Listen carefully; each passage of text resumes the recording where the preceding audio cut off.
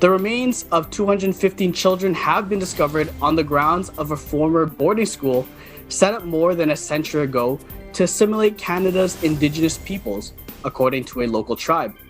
A specialist used ground-penetrating radar to confirm the remains of the students who attended the school near Kamloops, British Columbia. The Tecumloops Teshakwip tribe said in a statement late Thursday. Some were as young as 3 years old, said Chief Roseanne Casimir, calling it an unthinkable loss that was spoken about but never documented by school administrators. Its preliminary findings are expected to be released in a report next month, she said. In the meantime, the tribe is working with the coroner and museums to try and shed the further light on the horrific discovery and find any records of these deaths. It is also reaching out to the students' home communities across British Columbia and beyond.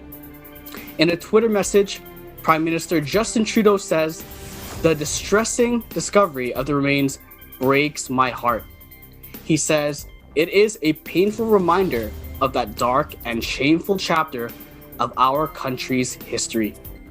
His comments were echoed by Crown Indigenous Relations Minister Carolyn Bennett, who also offered government support to the families and Indigenous communities for their healing as we honor loved ones lost.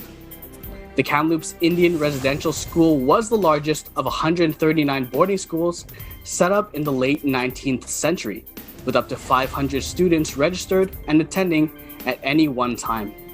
It was operated by the Catholic Church on behalf of the Canadian government from 1890 to 1969. Some 150,000 Indian, Inuit, and Métis youngsters in total were forcibly enrolled in these schools, where students were physically and sexually abused by headmasters and teachers who stripped them of their culture and language.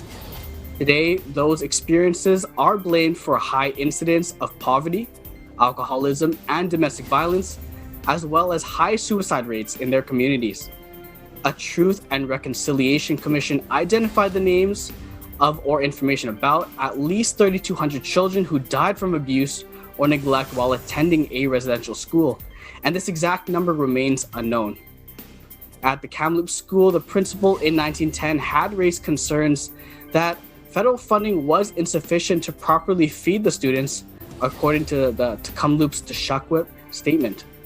Ottawa formally apologized in 2008 for what the commission later termed a cultural genocide as part of a 1.9 billion Canadian dollars settlement with former students.